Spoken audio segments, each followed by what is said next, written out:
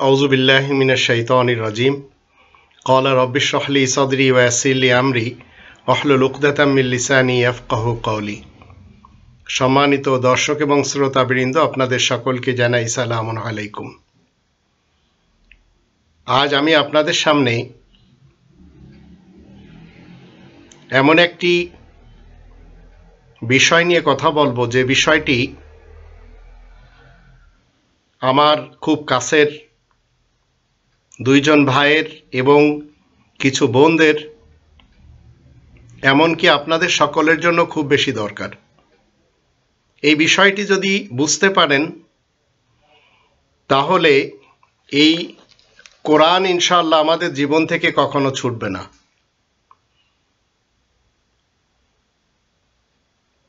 আরিফ আব্দুল্লাহ, তোমাদের জানতে হবে what the purpose of our life. আমাদের এই যে লাইফ, এই জীবন, কি জন্য, উদ্দেশ্য কি, এ ব্যাপারে কোরআন থেকে যখন আমরা জানতে পারবো, ইনশাআল্লাহ আমরা যদি নিজেদের ব্যক্তিত্বকে সেই মতে গড়ে নিতে পারি, ইনশাআল্লাহ কখনো সমস্যা হবে না।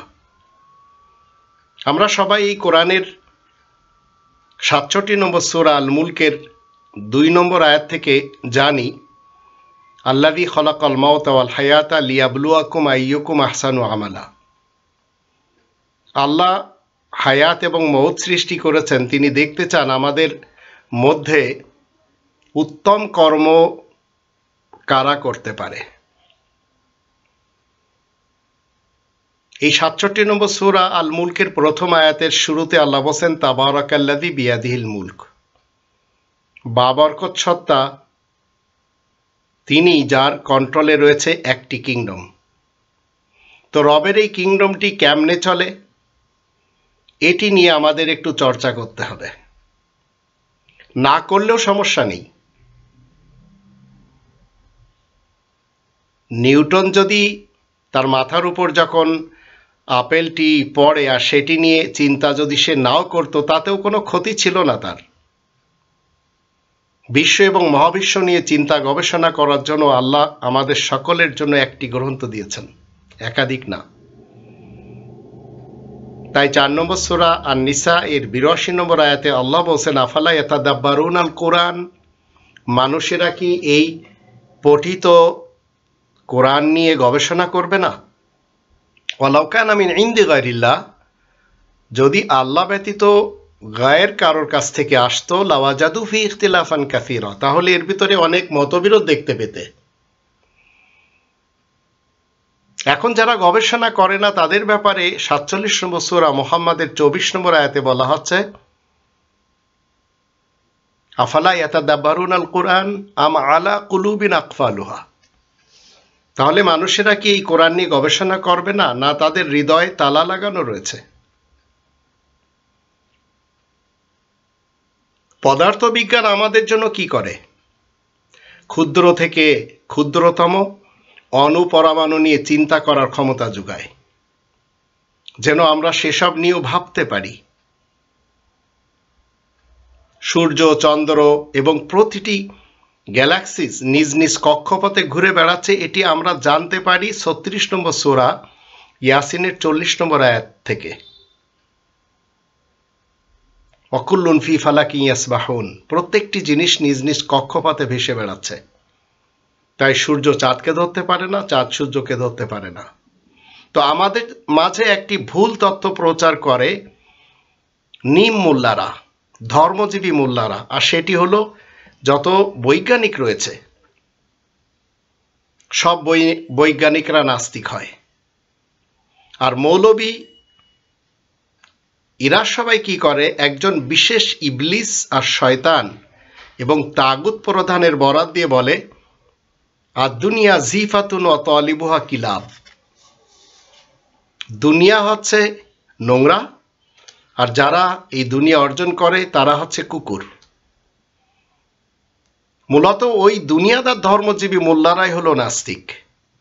এটি আমাদের জানতে হবে।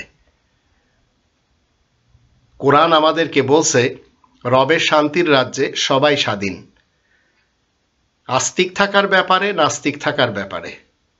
18 নম্বর সূরা আল কাহফের 29 নম্বর আয়াত তার প্রমাণ। ওয়াকুলিল হাক্কু মির রাব্বিকুম ফামান শাআ ফালিউমিন ওয়া মান শাআ ফালিয়াকফুর।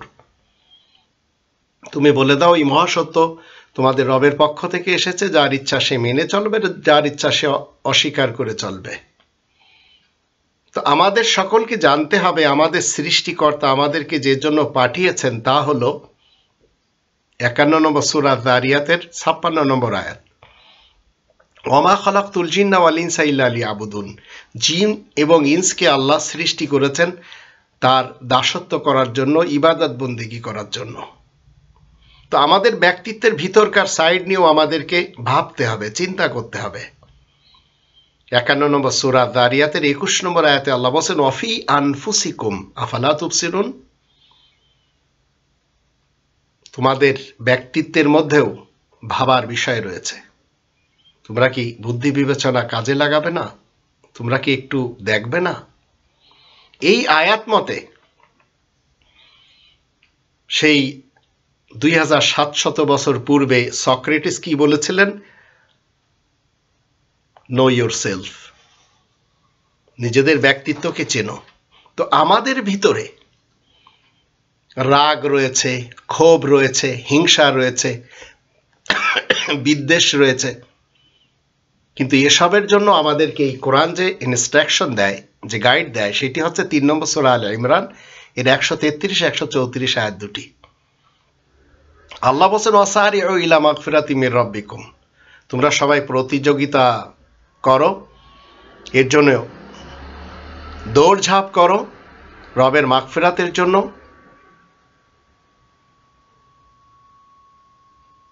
এবং সেই জান্নাতের জন্য যার সীমানা আকাশ পৃথিবীর সমান।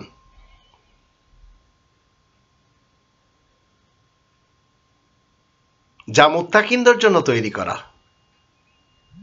যারা সচ্ছল অবস্থায় খরচ করে এবং যারা অভাবের সময় খরচ করে আর নিজেদের রাগকে হজম করে আর মানুষকে মাফ করে, তাদের জন্য তৈরি করা। তা আমাদের মধ্যেই রয়েছে ছটফটানো, রাগ, ক্ষোভ, হিংসা, বিদ্বেষ তো আছে, এছাড়া ছটফটানোও আছে। ছটফটানোর একটা উদাহরণ বলি। আপনি কোথায় থাকেন? রামপুরা। সেখান থেকে আপনি ঢাকা বিমানবন্দরে যাবেন, আবার সেখান থেকে প্লেন ধরে যাবেন যশোর। তো রাস্তায় আপনার জ্যাম লেগে গেছে। বিমানবন্দরে সময় মতো পৌঁছে আপনি বিমান ধরে ঢাকা থেকে যশোরে যাবেন। এখন এই জিনিসটি আমরা যদি বায়োলজি ভাষায় এই ছটফটানোর ব্যাখ্যা করতে চাই, পারি না। তো আপনি জ্যামে পড়ে গেছেন, সময় অতিবাহিত হচ্ছে, ঘড়ির কাঁটা ঘুরছে, বিমানবন্দরে যে আপনি যদি সময় মতো প্লেন না ধরতে পারেন তাহলে আপনার যশোর যাওয়া হবে না, আর আপনি ছটফটাবেন, আপনার মন বেচেন হয়ে যাবে। তো এই ছটফটানোটি আমাদের মনের মধ্যেই থাকে, যেটি আমাদের মনের একটি অংশ। হঠাৎ এর বিপরীত যদি আমরা দেখি, হঠাৎ কিছু উপঢৌকন আপনি পেলেন, আপনার ভাই বোনদের কেউ আপনাকে খুমুস দিল, আপনি উপযুক্ত, তখন আপনার খুশি হবে। এই খুশিটিও মনের একটি অংশ। তো সুখ এবং দুঃখ, এই সুখ দুঃখ আমাদের ভিতরেই থাকে। তাই আমরা কখনো এমন যেন না হয় যে আমাদের এই মনকে বারংবার আমরা টর্চার করতে থাকি। যদি করি তাহলে আমাদের জীবনে রবের ক্রোধ নেমে আসবে, যাতনা ডেকে আনবে। এর কারণ কি জানেন? এর কারণ হচ্ছে আমরা অঙ্গীকার করেছি 6 নম্বর সূরা আল আনামের 162 আয়াতে কুল ইন্না সলাতি ওয়া নুসুকি ওয়া মাহইয়ায়া ওয়া মামাতি লিল্লাহি রাব্বিল আলামিন। তুমি বলে দাও নিশ্চয় আমার নামাজ, আমার যাবতীয় ইবাদত বন্দেগীর কুরবানি, আমার জীবন এবং মৃত্যু আল্লাহ রাব্বুল আলামিনের জন্য। তো লিল্লাহ যখন আপনি হয়ে যাবেন, তখন আপনি আর নিজের রাগ, ক্ষোভ, হিংসা, বিদ্বেষ এগুলি প্রকাশ করতে পারবেন না। এমনকি আপনার ভিতরে লোভ, সেটি যেন আপনার সোসাইটির কেউ জানতে না পারে। আর যদি আমরা ৮১ নম্বর সূরা আত-তাকবীরের ২৯ আয়াত না মেনে, যেখানে আল্লাহ বলছেন ওমা তাশাউনা ইল্লা ইয়াশা আল্লাহু রাব্বুল আলামিন, আর তোমাদের ইচ্ছা আল্লাহ রাব্বুল আলামিনের ইচ্ছা ছাড়া আর কোনো কিছু হতে পারবে না। যখন আপনি এটি না মেনে আপনার ইচ্ছাকে আল্লাহ তাআলার ইচ্ছার সাথে সম্পৃক্ত না করবেন আর ভঙ্গ করবেন, তখন মনে রাখবেন আপনার জীবনে যাতনা নেমে এসেছে। তো আমাদের উচিত না আমাদের সোসাইটির কোনো ভাই বোনদের উন্নতি দেখে, টাকা পয়সা দেখে, তাদের বিভিন্ন উপাধি দেখে বিদ্বেষ পোষণ করা আমাদের কখনো উচিত নয়।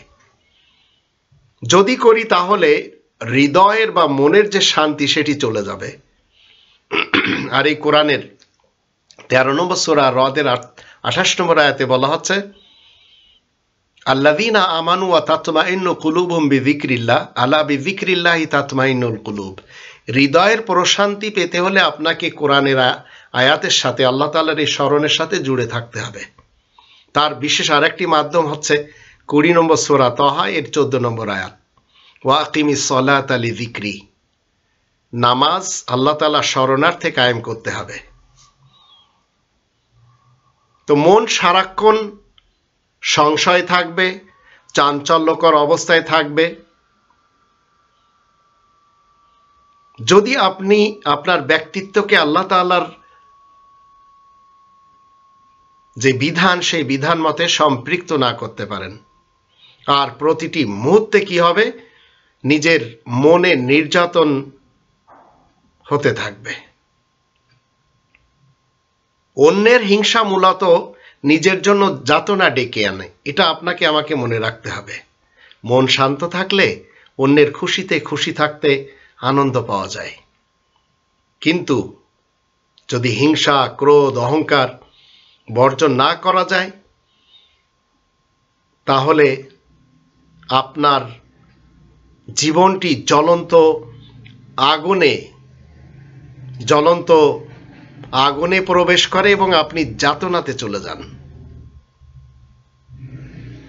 তো জীবন চলার পথে আপনাকে আমাকে কি করতে হবে? ৩ নম্বর সূরা আলে ইমরানের ১৫৯ নম্বর আয়াতের দৃষ্টিতে এমন একজন ব্যক্তিত্বকে খুঁজে নিতে হবে যার ভিতরে রয়েছে লিনতালাহুম, কোমল হৃদয়ের এক কাউকে খুঁজে নিতে হবে যার ভিতর কোমল হৃদয় রয়েছে। ভাইদের মধ্যে হতে পারে, বোনদের মধ্যে হতে পারে। আর জব্বার হওয়া যাবে না এবং দারোগা হওয়া যাবে না। ৫০ নম্বর সূরা কফের ৪৫ নম্বর আয়াত মতে আল্লাহ বলেন নাহনু আ'লামু বিমা ইয়াকুলুন ওয়া মা আনতা আলাইহিম বিজাব্বার ফাযাক্কির বিল কুরআনি মা ইয়াখাফু ওয়াঈদ। আমি বেশ জানি মানুষেরা যা কিছু বলে, তবে তুমি তাদের উপর কড়াকড়ির কোনো ব্যবস্থা আরোপকারী তো নও।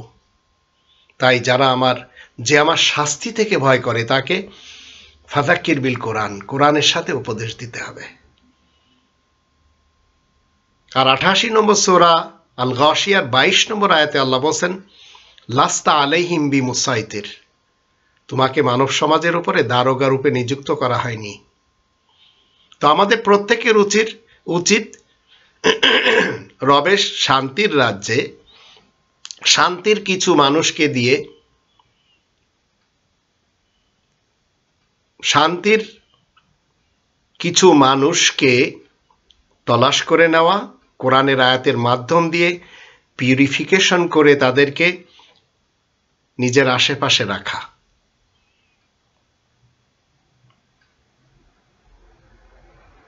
আপনি যখনই কোরআনের মাধ্যম দিয়ে কাউকে শান্তির বার্তা দিতে যাবেন, কোরআনের কথা প্রকাশ্যভাবে বলবেন, তখন কিছু লোক আপনাকে বলবে আপনি পাগল,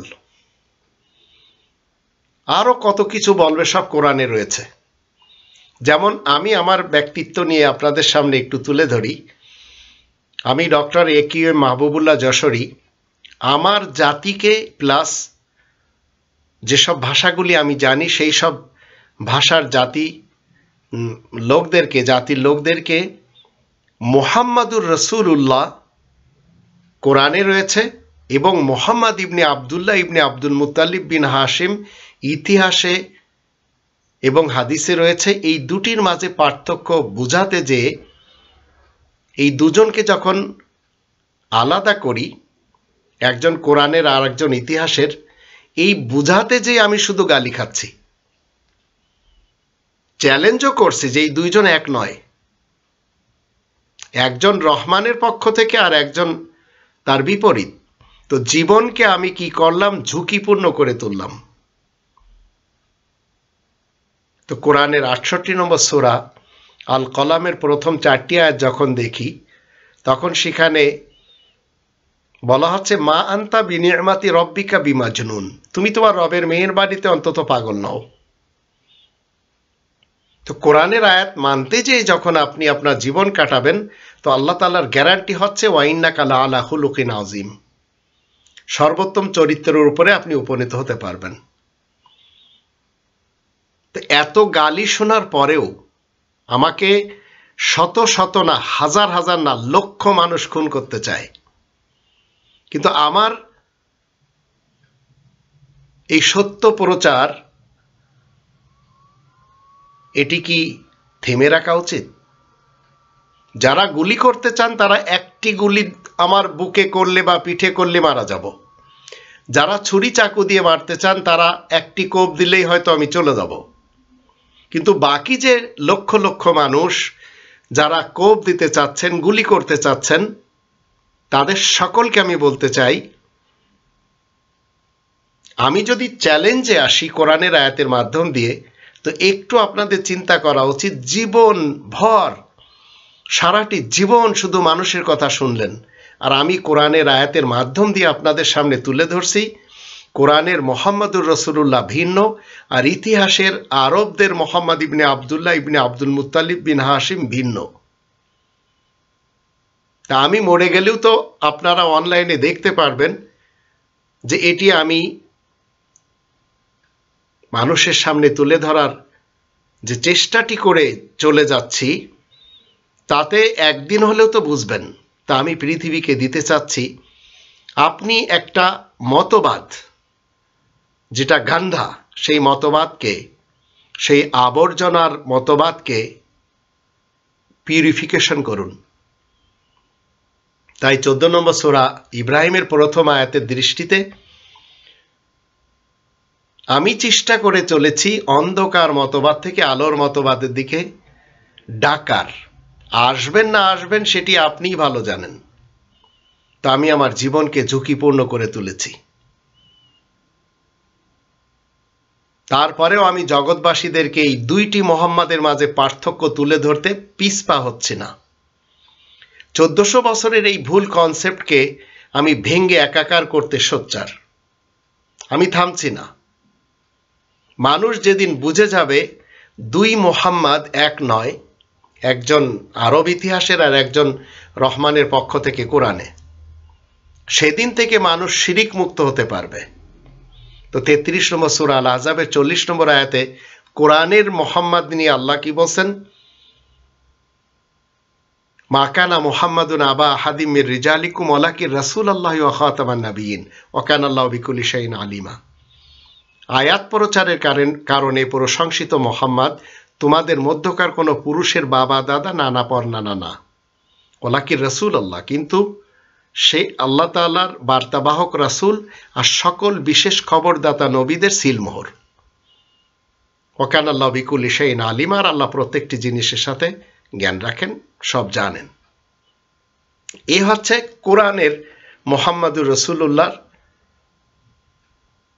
ব্যাখ্যা। আর ইতিহাসে যে মুহাম্মদ ইবনে আবদুল্লাহ ইবনে আব্দুল মুত্তালিব বিন হাশিম সাহেব রয়েছেন 1400 বছর থেকে। তার রয়েছে 4টি, কেউ বলে 5টি পুরুষ সন্তান, কাসিম, তাহির, তৈয়ব, আবদুল্লাহ, ইব্রাহিম। আবার হাসান হোসেনের নানা। কিন্তু কোরআনের মুহাম্মদুর রাসূলুল্লাহ তোমাদের মধ্যকার কোনো পুরুষের বাবা দাদা নানা পরনানা না, ওয়ালাকি রাসূলুল্লাহ। কিন্তু আয়াত প্রচারের কারণে প্রশংসিত মুহাম্মদ আল্লাহ তাআলার বার্তাবাহক রাসূল ওয়া খাতামান নাবিয়িন, সকল বিশেষ খবরদাতা নবীদের সিলমোহর। 3 নম্বর সূরা আলে ইমরানের 144 আয়াত থেকে আমরা জানব ওমা মুহাম্মাদুন ইল্লা রাসূল। আয়াত প্রচারের কারণে প্রশংসিত মুহাম্মদ রাসূল ব্যতীত আর কিছুই নয়, আল্লাহ তাআলার বার্তাবাহক রাসূল ছাড়া আর কিছুই নয়। কদ খালাত মিন ক্বাবলিহির রাসূল, তার পূর্বেকার আয়াত প্রচারের কারণে প্রশংসিত মুহাম্মদ যারা যারা ছিল সবাই চলে গেছে। আফাই মাতা ও কুতিলা, যদি সে মারা যায় অথবা হত্যা হয়, ইনকালাবতুম আলা আকাবিকুম, তাহলে তোমরা কি পিঠ ফিরে চলে যাবে? ওয়া ইয়ানকালিব আলা আকিবাইহি ফালা ইয়াদুরুল্লাহ শাইআ, যদি কেউ পিঠ ফিরে চলে যায় সে আল্লাহর কোনো ক্ষতি করতে পারবে না। ওয়া সায়াজজিল্লাহু শাকিরিন, কৃতজ্ঞ বান্দাদেরকে অচিরেই আল্লাহ প্রতিদান দিবেন। তো বর্তমান চলিত কালে আয়াত প্রচারের কারণে মুহাম্মদ জীবিত রয়েছে। এই মুহাম্মদ তার জীবন কমপ্লিট করে মারা যায় অথবা তাকে হত্যা করা হয়। তো এইভাবে একজন আসে একজন যায়। আর এই কোরআনের 14 নম্বর সূরা ইব্রাহিমের 4 নম্বর আয়াতের দৃষ্টিতে প্রত্যেকটি কওমের মাঝে থাকে। ওমা আরসালনা মির রাসূলিন ইল্লা বিলিসানি কওমি লিয়ুবাইয়িনা লাহুম, কওমের ভাষায় থাকে। তো আমরা যারা বাংলাদেশী রয়েছি, আমরা যারা বাঙালি রয়েছি, আমরা অবাঙালি কোনো রাসূলকে খুঁজবো এটি দরকার না। আমাদের দরকার আমাদের বাংলা ভাষায় আয়াত প্রচারের কারণে প্রশংসিত ব্যক্তিকে খোঁজা, যার নাম মুহাম্মদ, আর এটি উপাধি। কিন্তু তার দায়িত্ব হচ্ছে কোরআন বলা। সেটি 47 নম্বর সূরা মুহাম্মাদের 2 নম্বর আয়াত থেকে আমরা জানতে পারি, নুজ্জিলা আলা মুহাম্মদ ওয়া হুয়াল হাক্কু মির রাব্বিহিম, মুহাম্মাদের উপরে নাজিল যা হয় সেটি বিশেষ সত্য তাদের রবের পক্ষ থেকে। 2 নম্বর সূরা আল বাকারার 147 আয়াতে আল্লাহ বলেন, আল হাক্কু মির রাব্বিকা ফালা তাকুনান্না মিনাল মুমতারিন, এই বিশেষ সত্য তোমার রবের পক্ষ থেকে, তাই তোমরা যারা সন্দেহ পোষণ করে তাদের দলে শামিল হবে না। তো সর্বযুগে মুহাম্মদ আয়াত প্রচারের কারণে প্রশংসিত হয়ে থাকে, আসে যায়। আর যারা তার সঙ্গী সাথী তাদের ব্যাপারে আল্লাহ বলেন 48 নম্বর সূরা আল ফাতহ এর 29 আয়াতে, মুহাম্মাদুর রাসূলুল্লাহ ওয়াল্লাযীনা মাআহু আশিদ্দাউ আলাল কুফারি রুহামাউ বাইনাহুম। মুহাম্মদ আল্লাহ তাআলার রাসূল। আয়াত প্রচারের কারণে প্রশংসিত মুহাম্মদ আল্লাহ তাআলার বার্তাবাহক রাসূল। যারা তার সঙ্গী সাথী সর্বযুগে তারা নিজেদের মধ্যে রহমদিল হয় আর আয়াত গোপনকারী কাফেরদের ব্যাপারে খুব কঠোর হয়। তো রবের শান্তির রাজ্যে আমাদের শান্ত মন নিয়ে সৃষ্টিকর্তাকে এবং তার গ্রন্থকে এবং 19 জন নবীদেরকে আর আশারায় মুবাশশারা এদেরকে মেনে জীবন কাটাতে পারলেই আমরা ধন্য। তো রবের পাঠানো বিশেষ খবরদাতা নবীদের নাম আপনাকে জানতে হবে। সেখানে আমরা দেখব ইতিহাসের কোনো ব্যক্তি নেই, আরবদের কোনো ব্যক্তি নেই, বনু হাশেমের কোনো ব্যক্তি নেই, কুরাইশের কোনো ব্যক্তি নেই। তো তাদের সংখ্যা কোরআন বলছে 19 জন। 6 নম্বর সূরা আল আনামের 82 থেকে 88, 19 নম্বর সূরা মারিয়ামের 56 আয়াত, এখানে 19 জনের নামই আল্লাহ তুলে ধরেছেন। ইব্রাহিম, ইসহাক, ইয়াকুব, নূহ, দাউদ, সুলাইমান, আইয়ুব, ইউসুফ, মুসা, হারুন। জাকারিয়া, ইয়াহইয়া, ঈসা, ইলিয়াস, ইসমাইল, আলিয়াসা, ইউনুস, লূত, ইদ্রিস। 6 নম্বর সূরা আল আনামের 89 এবং 90 আয়াত দুটির দৃষ্টিতে এই 19 জন নবীদের অনুসরণ করা, ইক্তেদা করাই হচ্ছে রবের হুকুম। আর এদের সকলের সিলমোহরকে মুহাম্মাদুর রাসূলুল্লাহ। এই বিশেষ খবরদাতা নবীদের সিলমোহর। তো সকল নবীরা রাসূল হলেও সকল রাসূলরা নবীদের অন্তর্ভুক্ত হয় না। যেমন 3 জন আলাদা রাসূলের নামও কোরআনে রয়েছে। 11 নম্বর সূরা হুদের 50 নম্বর আয়াতের দৃষ্টিতে হুদ রাসূল, 84 আয়াতের দৃষ্টিতে শুআয়ব রাসূল, 61 আয়াতের দৃষ্টিতে সালেহ রাসূল। এছাড়া আরো 7টি ক্যারেক্টার রয়েছে। মোট আশারায়ে মুবাশশারা 10টি ক্যারেক্টার। 3 নম্বর সূরা আল ইমরানের 42-43 এবং 5 নম্বর সূরা আল মাইদার 75 নম্বর আয়াত মতে মারিয়াম সিদ্দিকা, সকল নারীদের নেত্রী। 37 নম্বর সূরা সফাতের 130 মতে ইলিয়াসিন, 21 নম্বর সূরা আল আম্বিয়ার 87 আয়াত মতে জান্নুন, 21 নম্বর সূরা আল আম্বিয়ার 85 নম্বর আয়াত মতে জালকিফিল, 31 নম্বর সূরা লুকমানের 12-13 আয়াত মতে লুকমান, 3 নম্বর সূরা আল ইমরানের 33 আয়াত মতে ইমরান, আর 2 নম্বর সূরা আল বাকারার 249 আয়াত মতে তালুত। 4 নম্বর সূরা নিসার 69 এবং 70 এই দুটি আয়াত যখন আমরা পড়ি তখন এই 29টি সত্তা বিশেষ বার্তাবাহক ও রাসূলদের, বিশেষ খবরদাতা নবীদের, বিশেষ সত্যবাদী সিদ্দিকদের, বিশেষ সাক্ষ্যদাতা শুহাদাদের, বিশেষ সংশোধনকারী সালেহিনদের অন্তর্ভুক্ত। আর আল্লাহ বলেন ওয়া হাসুনা উলাইকা রফিকা, বন্ধু হিসেবে এরাই হচ্ছে উত্তম বন্ধু। তো আপনি দুনিয়ার যেখানে থাকুন না কেন এই 29টি ক্যারেক্টার যখন আপনি মেনে চলবেন রাত দিনে, তখন আপনি আল্লাহ তাআলার আকার, সাকার এবং নিরাকারকে আমলে আনতে পারবেন হুলুলের এবং সিবগাত আল্লাহর মাধ্যম দিয়ে। যেমন 9 নম্বর সূরা তাওবার 111 আয়াতে আল্লাহ বলেন একজন মুমিন সে তার জান মালকে জান্নাতের বিনিময়ে বিক্রি করে দেয়। তো যখন আপনি মুমিন হবেন, আপনার জান মাল আল্লাহ তাআলার জন্য বিক্রি করে দিবেন, তখন আপনার ভিতরে ক্রোধ থাকবে না, আপনার ভিতরে অহংকার থাকবে না, লোভ থাকবে না, আপনি পাপী হতেই পারবেন না, মুশরিক হতেই পারবেন না। তো আপনাকে আমাকে কি করতে হবে? এই 29টি ক্যারেক্টারগুলি হচ্ছে প্রকৃত বন্ধু, এদেরকে কি করতে হবে? আপনাতে হবে জীবন চলার পথে, প্রতিটি ক্ষেত্রে, প্রতিটি পদক্ষেপে। আর 2 নম্বর সূরা আল বাকারার 138 আয়াত মতে আল্লাহ তাআলার রঙে রঙিন হতে হবে। 8 নম্বর সূরা আল আনফালের 24 নম্বর আয়াত মতে আল্লাহ প্রত্যেকটি মানুষের মাঝে হুলুল হয়ে থাকেন। তো সিবগাত আল্লাহ, ওয়া মান আহসানু মিনাল্লাহি সিবগাতান ওয়া নাহনু লাহু আবিদুন। আর হুলুলের ব্যাপারে ওয়া আলামু আন্নাল্লাহা ইয়াহুলু বাইনাল মারই ওয়া কলবি। তো যখন আপনি সিবগাত আল্লাহর উপরে আমল করবেন এবং হুলুলকে মেনে চলবেন, তখন 8 নম্বর সূরা আল আনফালের 17 নম্বর আয়াত মতে আপনার দিয়ে হবে ভালো কথা বলার অভ্যাস, ভালো কাজ করার অভ্যাস।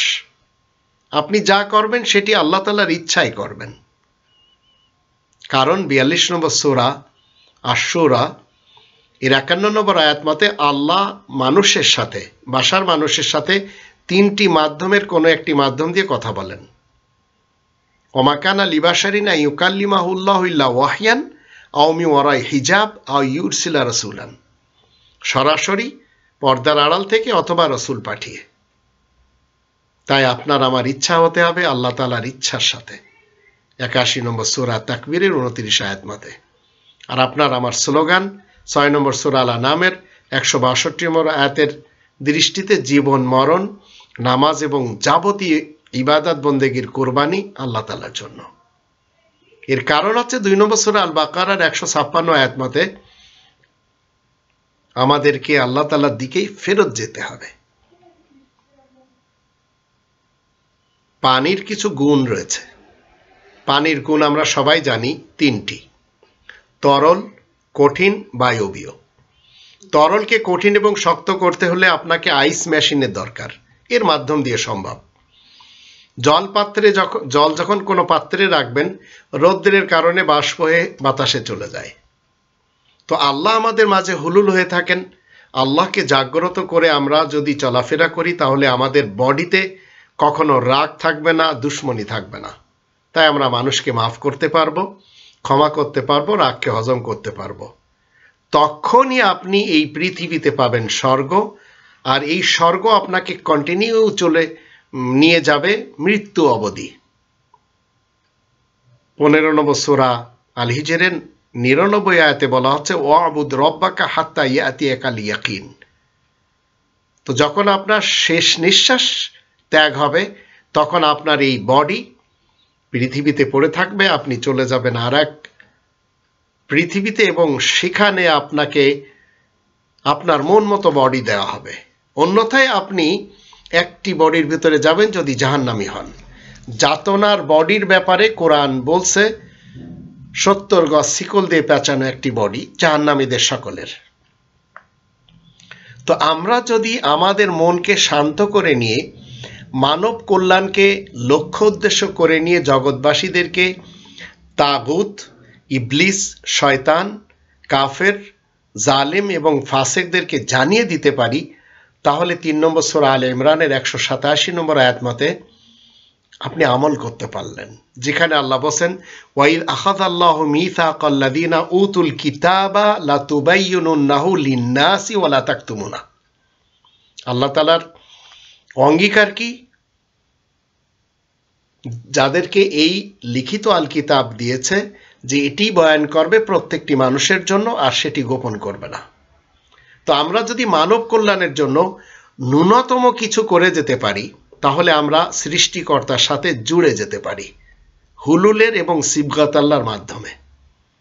তো আমাদের বডি নামক রাজ্যের প্রতিটি সেক্টরের পরিচালনার জন্য তৈরি করে দিয়েছেন আল্লাহ একটি সংবিধান, যাকে রব্বানি সংবিধান বলি, যেটি গণতন্ত্রের, রাজতন্ত্রের, সমাজতন্ত্রের এবং মোল্লাতন্ত্রের কনস্টিটিউশন থেকে আলাদা। তো সেই সংবিধানটি যদি আপনি আমি মেনে চলি, তাহলে কি হবে? আপনার এবং আমার কখনো কোনো সমস্যা হবে না। আপনাকে কেউ মেরে দিচ্ছে, তো মরে তো যেতে হবে। যারা মারছে তারাও তো সেখানেই যাবে যেখানে আপনি যাবেন। তো রব্বানি সংবিধানের বিপরীত যে 4টি সংবিধানের কথা আপনাদেরকে বলছি, এগুলি সব তাগুতের, ইবলিসের, শয়তানের, কাফের, জালেম এবং ফাসেকদের। অথচ আল্লাহ 28 নম্বর সূরা আল কসাসের 85 আয়াতে বলে দিয়েছেন, ইন্নাল্লাযী ফারাদা আলাইকাল কোরআন, নিশ্চয় সেই সত্তা তোমার উপরে এই কোরআনকে ফরজ করেছেন। তো আমাদের কাছে রবের দেওয়া যত জ্ঞান রয়েছে তা নিতান্তই কলিল, তবে রবের কাছে কাসির জ্ঞান রয়েছে। কলিল মানে একেবারে অল্প, কাসির মানে অনেক। তো এটি আমরা 17 নম্বর সূরা বানী ইসরাইলের 85 আয়াত থেকে পাই।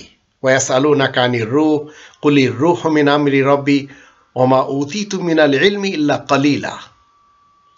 তো এই কলিল, সামান্য জ্ঞান আপনি আমি নিয়ে অহংকার করতে পারি? তো রবের সামনে আমাদের মাথা নত করতে হবে সবসময়। অধ্যত্ত মানে অধ্যত্ত আপনাকে দেখালে চলবে না। যদি আপনি দেখাতে যান, তাহলে যাতনা এসে যাবে। এর কারণ 40 নম্বর সূরা মুমিন এর 60 নম্বর আয়াতে আল্লাহ বলেন, যারা অহংকার করবে অচিরেই তাদেরকে যাতনায় যেতে হবে। তো যাদের কাছে আল কিতাবের জ্ঞান নেই, তারাই কেবল ঝগড়া করে, তর্ক করে। এর আরেকটি কারণ হলো তাদের মনের মাঝে নোংরা কনসেপ্ট রয়েছে, আর এই কনসেপ্ট সবসময় কাজ করে, যার ফলে তাদের জীবনে যখন এসে ধরা দেয়, তখন তারা টেনশনে ভোগে। তাই তারা বিরোধী দলকে সবসময় নিধন করে চলে, আর তাদেরকে গুম করে, খুন করে, হত্যা করে। তো আল্লাহ আমাদের সাথেই থাকেন, আমরা যেখানেই থাকি না কেন। 41 নম্বর সূরা হামিমা সেজদা এর 40 নম্বর আয়াতে আল্লাহ বলেন, ইয়ামালু মা শিতুম ইন্নাহু বিমা তা'মালুনা বাসির। তোমাদের যার যা ইচ্ছা করো, নিশ্চয় তিনি তোমাদের সবকিছু দেখছেন। 46 আয়াতে বলা হচ্ছে, মান আমিলা সালিহান ফালিনাফসি, যে ভালো কাজ করবে নিজের ব্যক্তিত্বের জন্য, ওয়ামান আমিয়া ফাআলাইহা ওয়ামান আসা ফাআলাইহা, আর খারাপ কাজ করলে তার ফল তার উপরে বর্তাবে। ওমা রব্বুকা বিযাল্লামিল লিল আবিদ, আর তোমার রব নিজ বান্দাদের কারোর উপরে কোনো জুলুম করেন না। আর 57 নম্বর সূরা আল হাদিদের 4 নম্বর আয়াতে আল্লাহ বলেন, ওহুয়া মাকুম আইনামা কুনতুম, তোমরা যেখানেই থাকো না কেন আল্লাহ তোমাদের সাথেই থাকেন। তাই আমাদের একটি শান্ত হৃদয় রয়েছে, আর একটি শান্ত হৃদয় আমাদের থাকলে আমরাই পারবো পৃথিবীতে ভালো কিছু দিতে, সোসাইটিকে দিতে, সমাজকে দিতে এবং দেশকে দিতে। তবেই তো আল্লাহ কি বলছেন 95 নম্বর সূরা 3 এর 4 নম্বর আয়াতে, লাকাদ খালাকনাল ইনসান ফি আহসানি তাকওয়িম, ইনসানকে আহসানি তাকওয়িম হিসেবে আল্লাহ সৃষ্টি করেছেন। তো পৃথিবীতে স্বেচ্ছাচারিতা করা যাবে না, সবাই স্বাধীন, আর শান্তি সিস্টেম মান্য করার ব্যাপারে কোনো বল প্রয়োগ নেই। 2 নম্বর সূরা আল বাকারার 256 আয়াতে আল্লাহ বলেন, লা ইকরাহা ফিদ্দিন। তো আমাদের জীবন রবের জন্য, তাই জীবন চলার পথে মূর্খ এবং অধ্যত্তদেরকে এড়িয়ে চলার নামও ইসলাম। 25 নম্বর সূরা আল ফুরকানের 63 আয়াতে আল্লাহ বলে দিয়েছেন, ওয়াইদা খাতাবাহুমুল জাহিলুনা ক্বালু সালামা, অশিক্ষিত মূর্খরা যখন কোনো কিছু বলতে চাইবে বা সামনে আসবে, তখন বলতে হবে তোমরাও শান্তিতে বসবাস করো। আল্লাহ আমাদের সবাইকে তৌফিক দান করুন, আমরা যেন এই কথাগুলি মেনে জীবন কাটাতে পারি। আর যত শয়তানিক ভার্সেস রয়েছে, যে ভার্সেসগুলি পড়লে একজন মানুষ রাগী হয়, অহংকারী হয়, একজন মানুষ লোভী হয়, একজন মানুষ মানুষকে খুন করতে চায়, গুম করতে চায়, হত্যা করতে চায়, যুদ্ধ করতে চায়, এদেরকে আমরা যেন পরিত্যাগ করতে পারি, সেই তৌফিক আল্লাহ তাআলার কাছে আমাদেরকে চেয়ে নিতে হবে। ওমা আলাইনা ইল্লাল বালাগুল মুবিন।